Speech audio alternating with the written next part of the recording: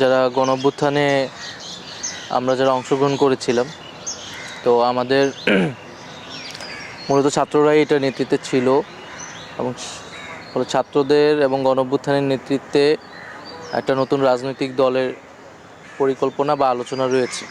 তো সেই জায়গা থেকে যদি সেই দলে অংশগ্রহণ করতে হয় তো অবশ্যই সরকারের থেকে তো সেটা সম্ভব নয়। তো সেই দলে যদি আমি যেতে চাই তাহলে সরকার থেকে আমি পদত্যাগ করব, এইরকম একটা বিষয় আমিও বলেছিলাম। তো যেহেতু এখন আমরা সরকারের একটা স্ট্যাবিলিটি এসেছে, যদিও প্রত্যাশা অনুযায়ী হয়তো কাজ হয়নি, বাট সেটা চলমান আছে। বাট আমাদের এখন রাজনৈতিক দলের আর কাজটা বেশি জরুরি। তো সেই জায়গায় যদি আমরা চিন্তাভাবনা করছি, আমি ব্যক্তিগতভাবেও চিন্তাভাবনা করছি, যদি আমার সরকারের মনে করি যে সরকারের থেকে আমার এখন মাঠে যাওয়া, জনগণের সাথে কাজ করাটা বেশি জরুরি মনে হয়, তাহলে আমি সরকার ছেড়ে দেবো এবং হয়তো সেই দলের প্রক্রিয়া যুক্ত হব।